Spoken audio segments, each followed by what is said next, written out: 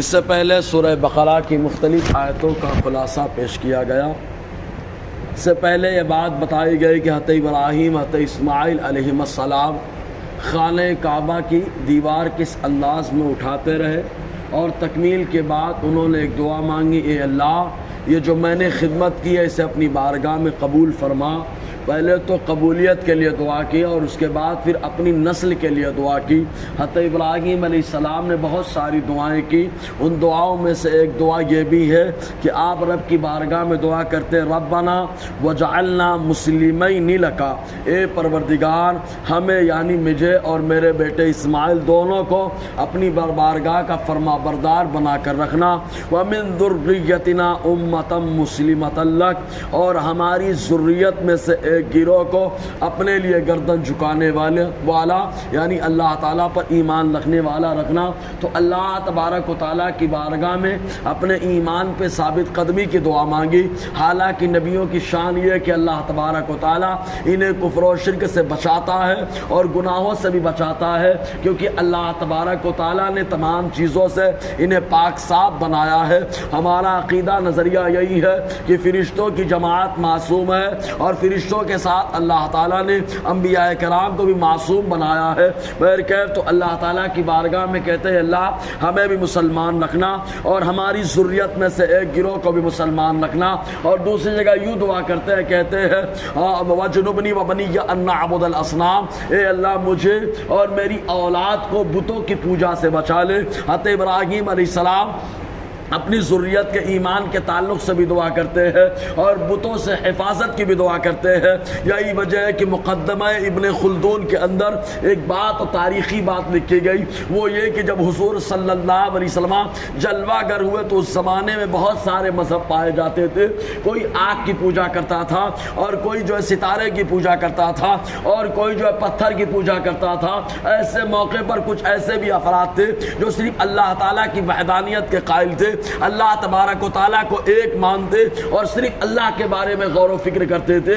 وہ جماعت حضرت عبد المطلب رضی اللہ تعالیٰ عنہ کی جماعت، حضور کے والد عبداللہ کی جماعت، یہ وہ لوگ تھے جو توحید پرست رہے، جن سے کبھی شرک ثابت نہ ہوا۔ وجہ کیا ہے؟ ابراہیم کی دعا کی برکت کہ قرآن کہتا ہے انہوں نے کہا اے اللہ مجھے اور میری ذریت کو جو ہے بتوں کی پوجا سے بچا لے۔ اور یہاں پر بھی دعا کی اے اللہ ہمیں ایمان پر ہمیں مسلمان رکھنا اور ہماری ذریت میں سے ایک گروہ کو مسلمان رکھنا۔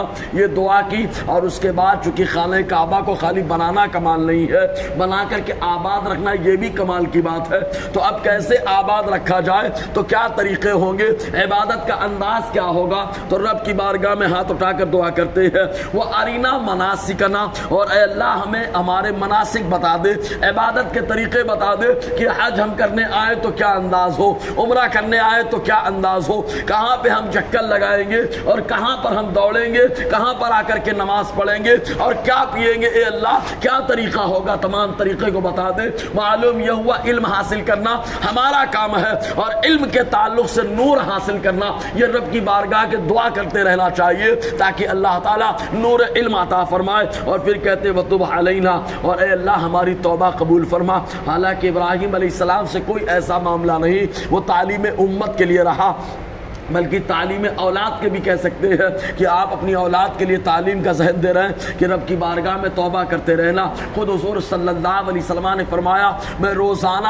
70 مرتبہ توبہ کرتا ہوں، تم بھی کیا کرو۔ تو آقا علیہ السلام نے توبہ کا ذہن دیا۔ حضرت علی کرم اللہ وجہ الکریم ارشاد فرماتے ہیں اگر کسی آدمی کو گھبراہٹ ہو، نہ کو سونے میں چین ملے، نہ ٹہلنے گھومنے میں چین ملے، کسی میں سکون نہ ملے، تو اس بندے کو چاہیے کہ وہ خوب توبہ استغفار کرے، اس لیے کہ جب گناہ زیادہ ہو جاتا ہے تو آدمی کی گھبراہٹ بھی زیادہ ہوتی ہے۔ جب وہ توبہ کرے گا، گناہ جڑیں گے تو اللہ تعالیٰ سکون اور چین عطا فرمائے گا۔ وَتُبْ عَلَيْنَا، اے اللہ ہماری توبہ قبول فرما، إِنَّكَ أَنْتَ التَّوَّابُ الرَّحِيمُ، بے شک تو توبہ قبول کرنے والا مہربان ہے۔ اب ایک ذریت کو کے لیے ایمان کی دعا کی، اللہ تعالیٰ نے اس دعا کو قبول فرمایا، اور اس کے بعد پھر ایک اور دعا کی کہ اے اللہ جو ذریت کو مسلمان رکھنا، اسی ذریت میں سے ایک نبی کو بھیج دینا۔ اس نبی کی آمد کے تعلق سے دعا یوں کرتے ہیں، ربنا وبعث فیہم رسولا منہم۔ جو عالم ہے گرامر کے جانکار وہ جانتے اس میں دو لفظ آئے ہیں،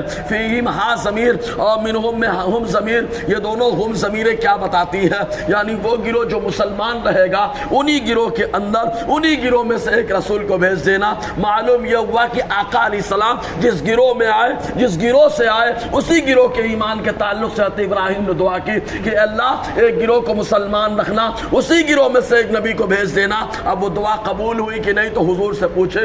ترمذی شریف کی حدیث پاک آقا علیہ السلام فرماتے ہیں، انا دعوت ابراہیم و بشارت عیسیٰ و رؤیا امی التی رأت منہا قصور الشام۔ فرماتے ہیں وہ آقا علیہ السلام نے فرمایا اللہ تعالیٰ نے مجھے ابراہیم کی دعا بنایا، میں ابراہیم کی دعا ہوں، عیسیٰ علیہ السلام کی بشارت ہوں، اور اپنی والدہ کا خواب ہوں جو انہوں نے دیکھا تھا جس کی وجہ سے ملک شام کے محلات روشن ہو گئے۔ تو بتانا مقصد یہ ہے ابراہیم کی دعا قبول ہوئی، تبھی تو حضور کہہ رہے ہیں میں ابراہیم کی دعا ہوں، دعا قبول ہوئی تو ایک گروہ بھی مسلمان رہا، اور اسی مسلمان گروہ سے اللہ تبارک و تعالیٰ نے اپنے محبوب کو بھیجا۔ انشاءاللہ اور آگے روشنی رہے گی۔ اللہ تعالیٰ ہم سب کو فیضان قرآن، برکات قرآن سے مالا مال فرمائے۔